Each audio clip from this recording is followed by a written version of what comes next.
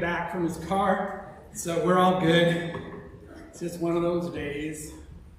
I'm Adam, I'm the minister. And there are some announcements. So I'm going to go real quick through the announcements. It is one of the many inserts in your order of service today. The white one, you'll see there's a ton of stuff. I just want to lift up a few things that are happening this week. If any of you are in the Monster of the Week game, which is a monthly role-playing game group, please remember to sign up on the board so I know you're coming. That is Wednesday night here at 7. Next week is the photograph, the calendar competition. I forget what we call it when it's in the competition phase. It's a photography competition to be put in our annual Old Town calendar.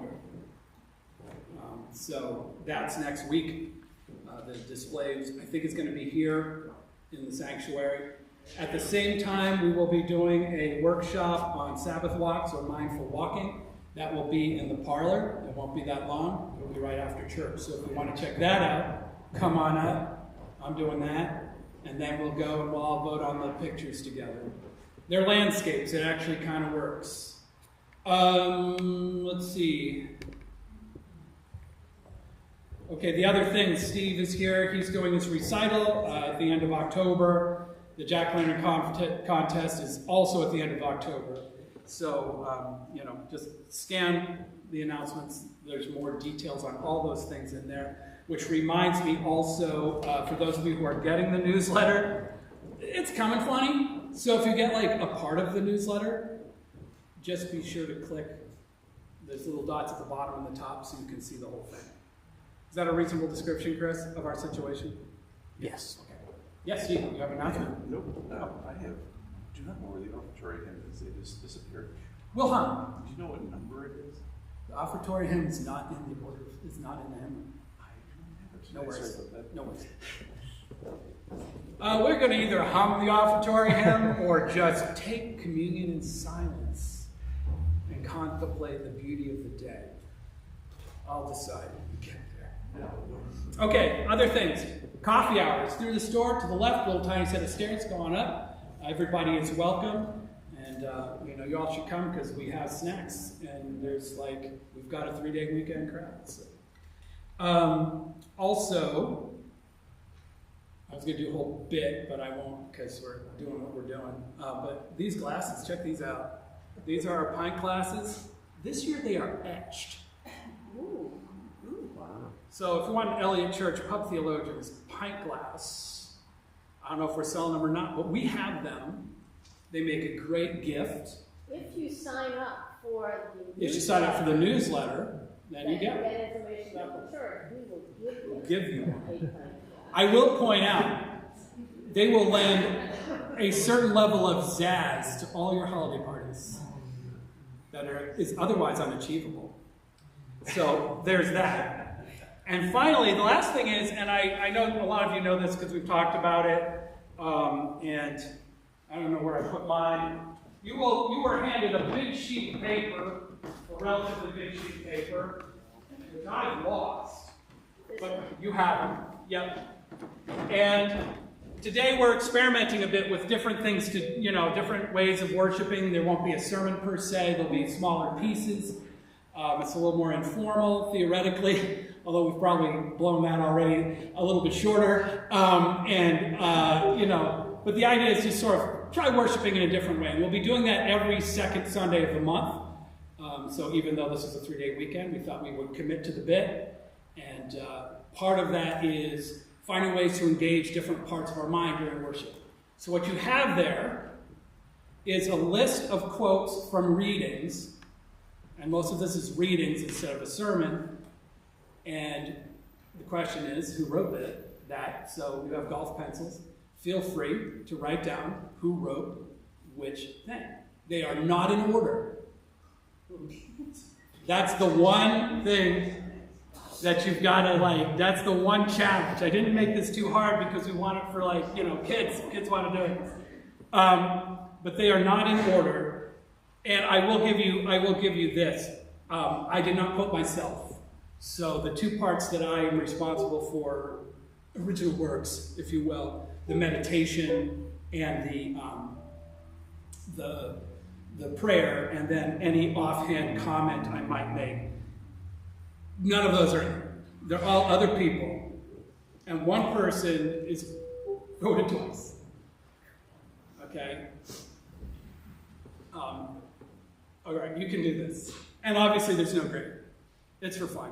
And if I find the one that I actually filled out, I will put that on the bulletin board, which, if we remember, will waft on up to coffee hour so people can see what things to sign up for and see if they got the answers, even though theoretically I will have given them to you. It's an open book test. Okay, so that's everything. Today we are wrapping up our series. We've been doing monthly series this year, as you know, on the theme of community, which actually started in September. And so let's take a moment, and today we'll be reflecting on community once again in this different way. So let's take a moment to think about communities we belong to, this community, and what we would like from a community.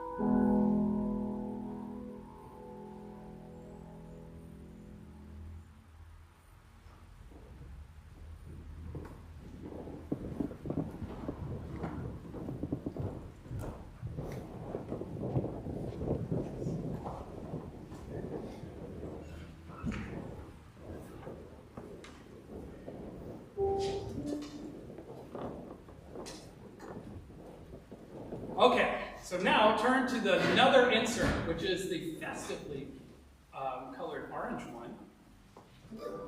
And we're going to sing This Land Is Your Land, which I think most of you know. Just briefly, this is one of those songs that might be a little odd to sing on Indigenous Peoples Weekend, because the topic of land is a controversial one. However, it's worth remembering the history of this song, which has had some rough travels. This was, of course, written by Woody Guthrie, who was so into community. He was a communist. And he and this song and most of his friends were blacklisted for a substantial portion of the middle 20th century. And during that time, this song, This Land Is Your Land, survived by cutting off the last two verses, which you'll notice are actually quite political. And particularly the last one, which questions whose land this really is and who it was really made for. Interesting fun fact, if you look at the third verse, and this is good because we're making sure that your verses match our verses.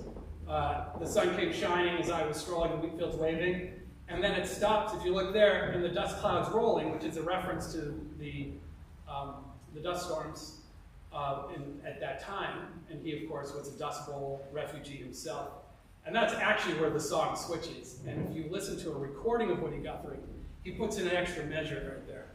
He goes, dust clouds rolling, and then goes ching, ching, ching, ching, ching, to get everyone to catch up as he turns it.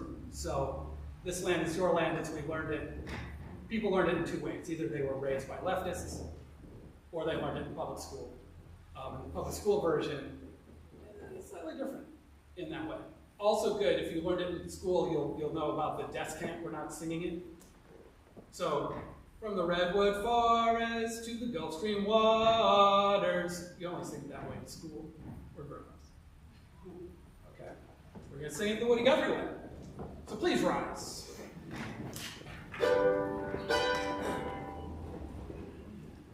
Y'all ready?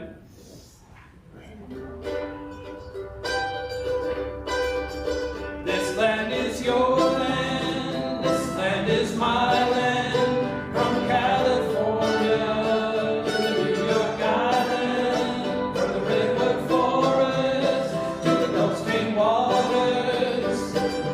This land was made for you and me. As I was walking that ribbon highway, I saw above me that endless skyway. I saw below me our golden valley. This land was made for you and me. This land is your land, this land is my land, from California to the New York Island, from the redwood forest to the Gulf Stream waters. This land was made for you and me. I roamed and rambled, I followed my footsteps through sparkling sands of the diamond desert, and all around me a voice was sounding. This land was made for you and me. This land is your land, this land is my land, from California to the New York Island, from the redwood forest to the Gulf Stream waters. This land was made for you and me. The sun came shining as I was strolling, the wheat fields waving, and the dust clouds rolling, and fog was lifting, a voice came chanting. This land was made for you and me. This land is your land, this land is my land, from California to the New York Island, from the redwood forest to the Gulf Stream waters. This land was made for you and me.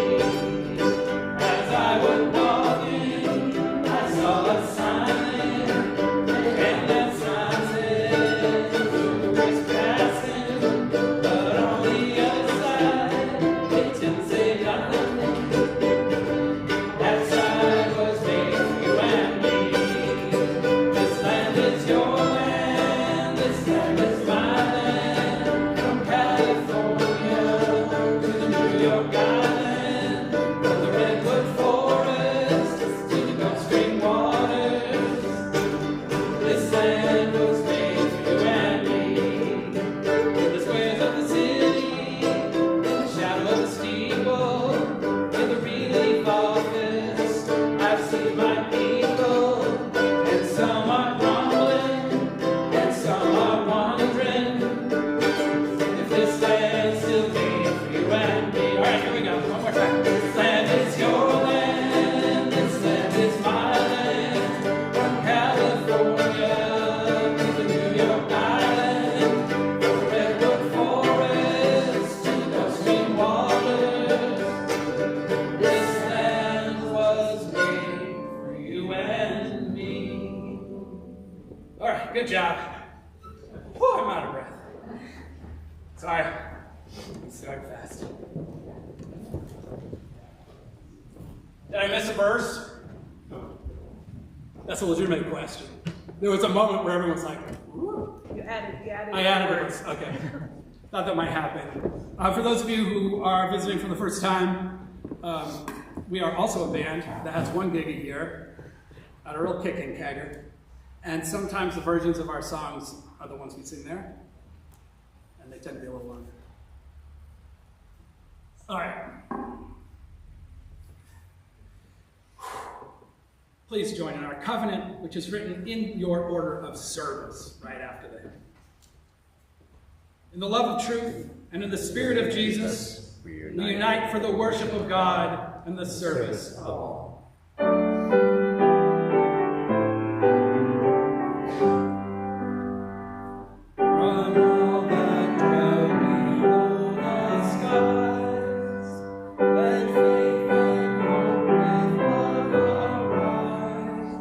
Let you teach truth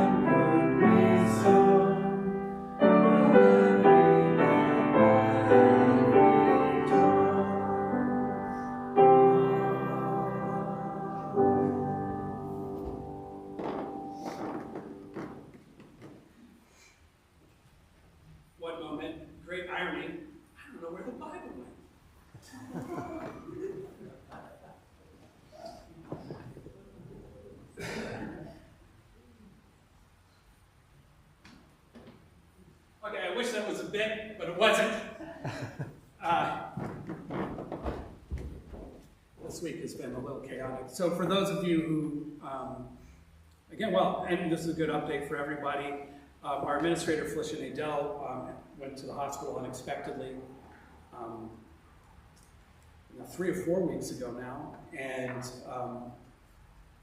that has created a hole for us in many ways, and among the ways is that I am doing the church administrator job, as is Chris for the newsletter and other things, so we are a little bit out of whack at times. She has been moved to a rehabilitation facility. No guests yet, but we're optimistic, and she's optimistic. So we'll start here with the 133rd Psalm, and we'll remind you that you have a word search, which has already started. See how good, how pleasant it is for God's people to live together as one. It is like precious oil on Aaron's head, running down on his beard, running down to the collar of his robes. It is like the dew of Mount Hermon, falling on the hills of Zion. For that is where God bestows the blessing, life that never ends.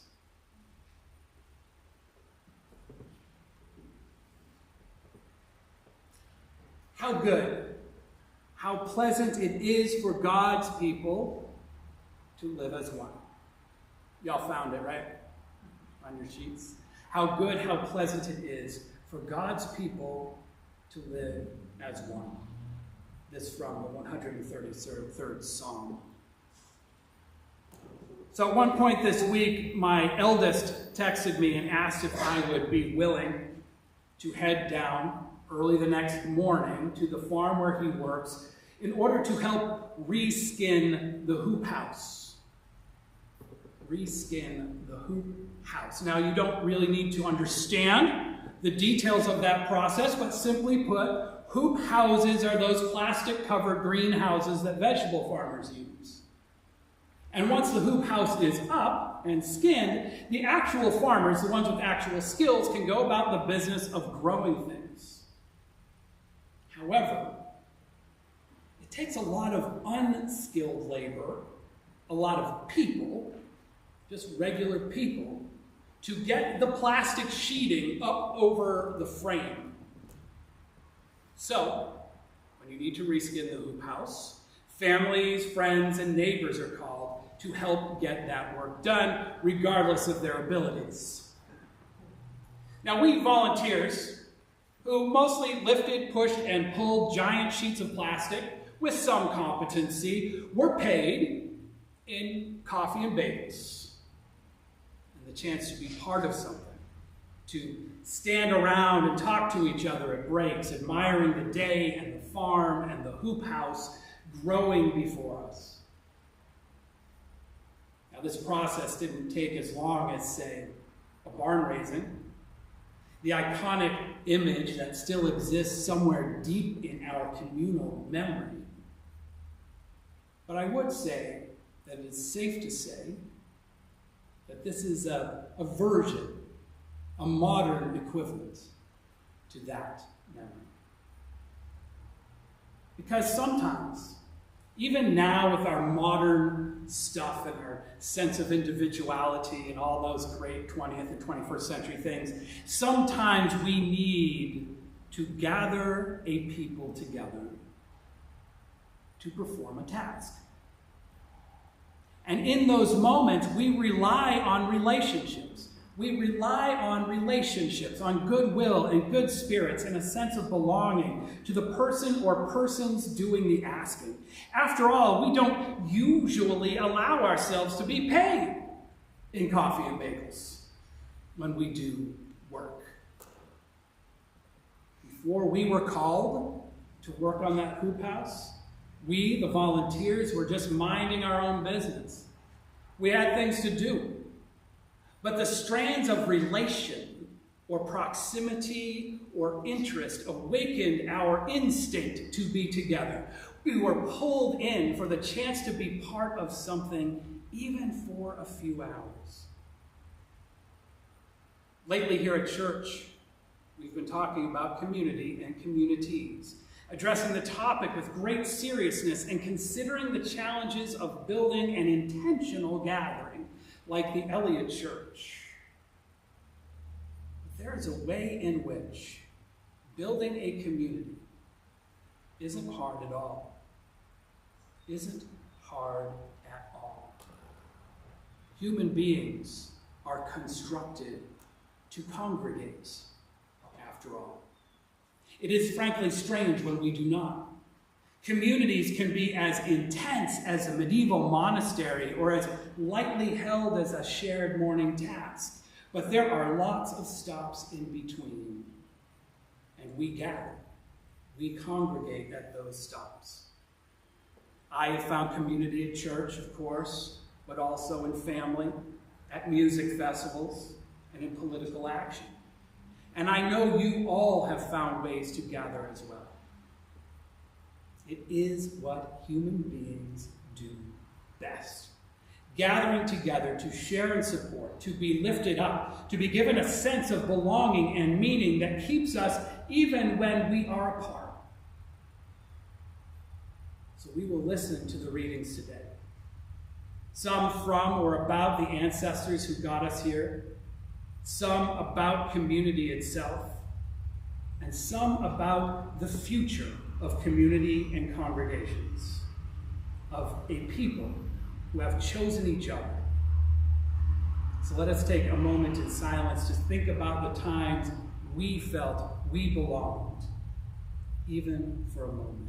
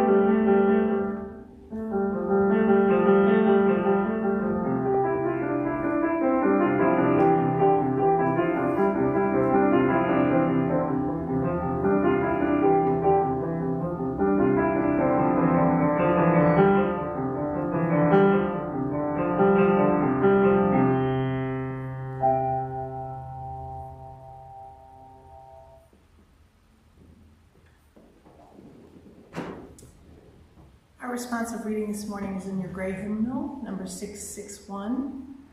I will read the words in the regular print, and you will respond with the words in italics. It's entitled, "The Heart Knoweth." We have a great deal more kindness than is ever spoken. The whole human family is bathed with an element of love, like a fine heater. How many persons we meet in houses whom we scarcely speak to, whom yet we honor and who honor us.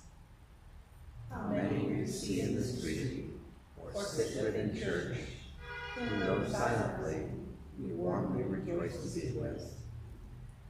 Read the language of these wandering eye-beams. The heart knoweth. And our next reading is a piece from Alice Walker. To acknowledge our ancestors means we are aware that we did not make ourselves, that the line stretches all the way back, perhaps to God or to gods. We remember them because it is an easy thing to forget, that we are not the first to suffer, rebel, fight, love, and die. The grace with which we embrace life, in spite of the pain, the sorrows, is always a measure of what has gone before.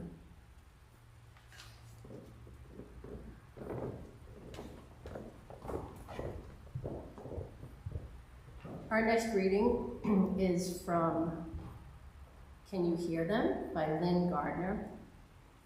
Can you hear them? Can you hear the whispers of the ancestors? We remember. Their stories are in these walls, in our bones, in the air that we breathe. Their stories are in the touch of a calloused hand, in the melody of songs that we hum while washing dishes, in remembered faces. We hear the whispers of the ancestors, how their stories touch our lives and call us into becoming.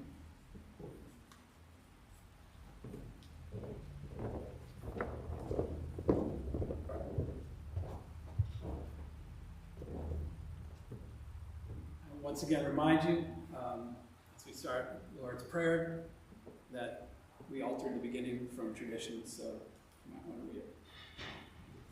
Now as Jesus taught us, let's pray. God, who art in heaven, hallowed be thy name. Thy kingdom come, thy will be done on earth as it is in heaven. Give us this day our daily bread, and forgive us our trespasses, as we forgive those who trespass against us. And lead us not into temptation, but deliver us from evil. For thine is the kingdom, and the power, and the glory, forever and ever. Amen. Now it is time for the offering, a free gift to a free church.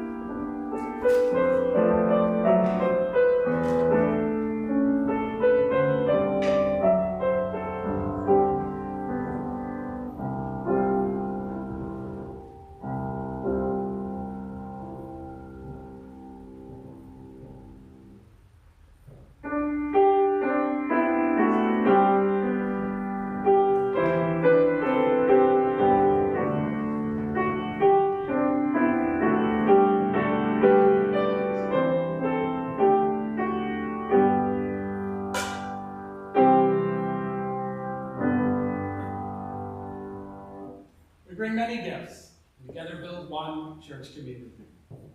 Please be seated.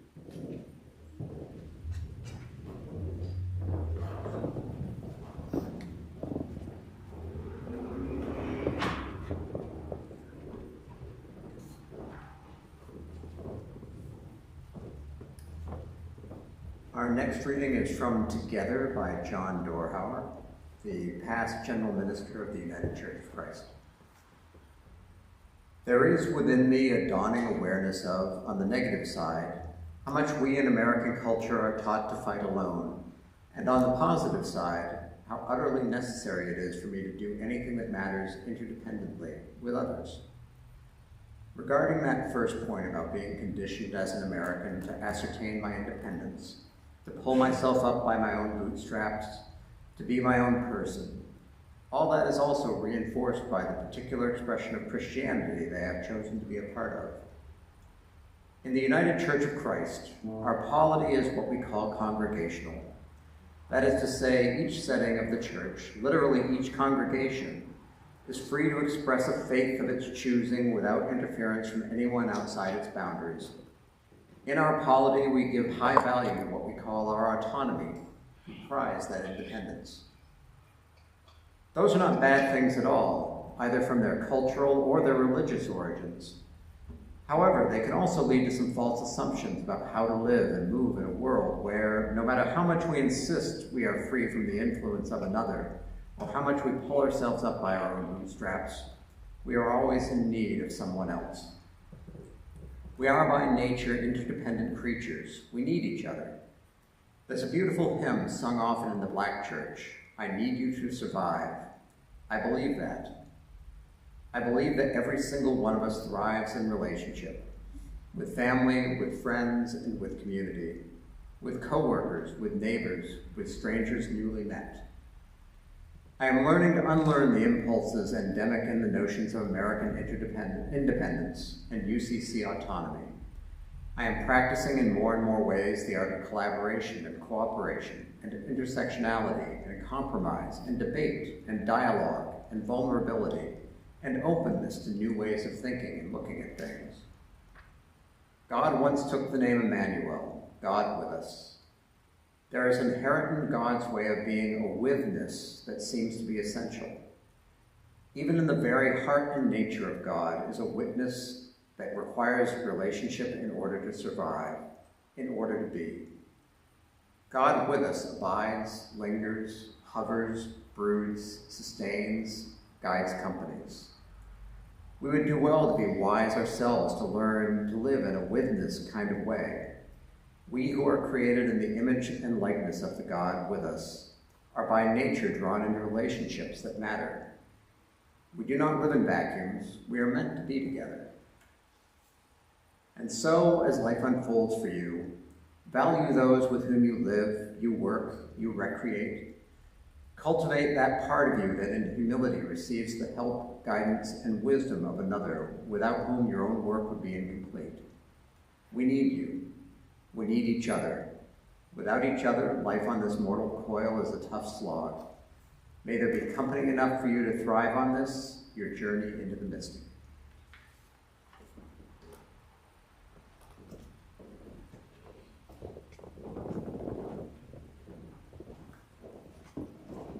So please join our next hymn, hymn number 146 in your gray hymnal. This is new to us, so just listen carefully as Steve plays it through.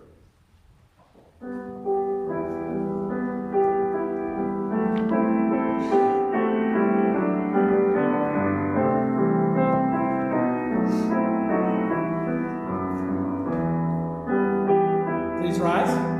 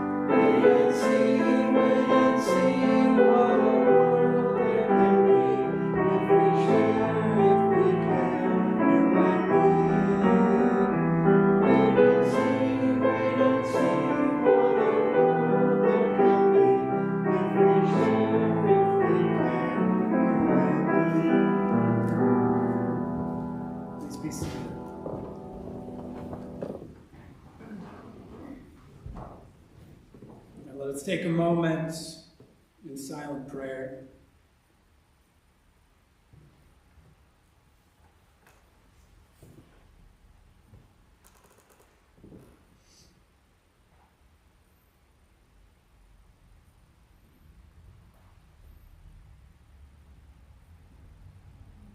When the pressures of our lives push in from all sides, separating us from our humanity, and the human beings around us. When the darkness and the isolation become too hard to bear. When the chaos of strangers swirls around us like a storm and we are an island, one alone.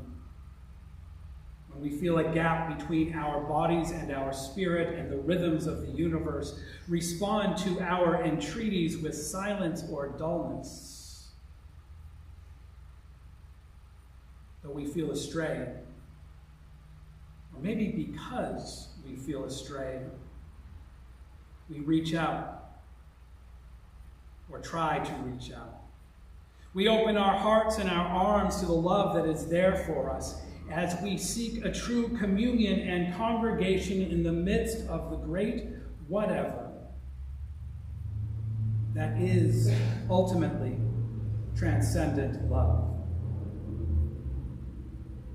May we see ourselves and each other in our divine relationships, resting back on our network of mutuality.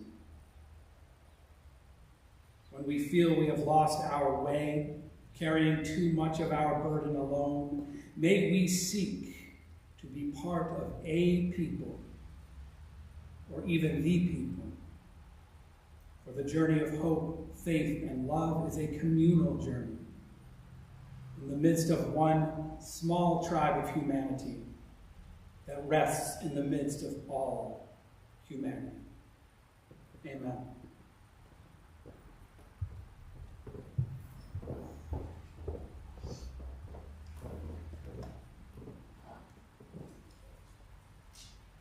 We have a responsive reading next, which is again in your gray hymnal, number 557. And I'll read the regular text, and the community would respond with the italics text. So 557. All living substance, all substance of energy, being, and purpose are united and share the same destiny. All people, those we love and those we know not of, are united and share the same destiny. Birth to death, we share this unity with the sun, earth, our brothers and sisters, strangers, flowers of the field, snowflakes, volcanoes, and moonbeams. birth, life, death, unknown, known, unknown. Our destiny, from unknown to unknown. May we have the faith to accept this mystery and build upon its everlasting truth.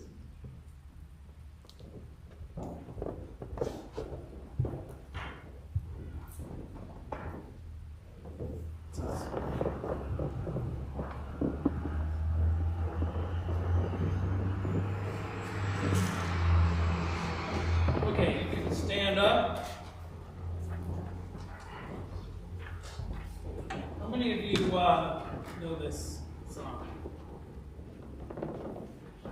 It's a staple of the end word. I have one. It's our closer.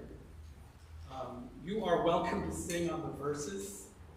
I say that because often people think, oh, this is Adam doing his Adam thing, but you are totally invited to help me out. This is the song, Will the Circle Be Unbroken? For those of you who don't know, this is an old-time and bluegrass standard. Often people get a little confused because the chorus sounds very churchy, like a hymn, Will the Circle Be Unbroken? The verses are about a funeral. So people are like, oh, this will be fun at a party. It's okay at a party, but it's really about death. But it's also about community, because this is part of community, is the circle of life and death. So we do sing it in church. So the verses and the choruses all have the same tune, so just, if you listen, if you don't know it, you'll pick it up. Does that make sense? Because we're going to start, I think your sheets start on a verse, right? I was standing? Cool. Are there 4 verses? Yes. Excellent. All right. We're ready.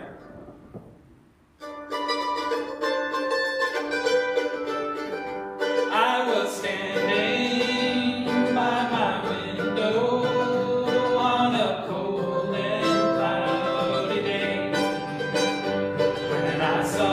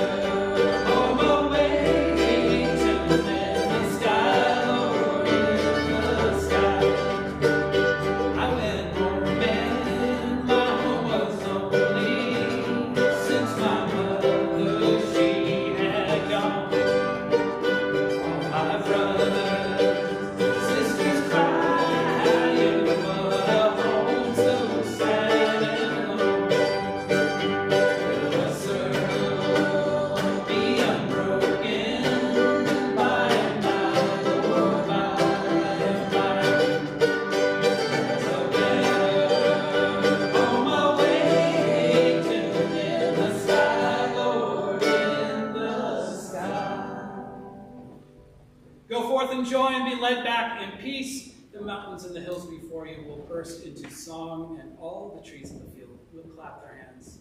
Amen, and blessed be. Let's go have some coffee.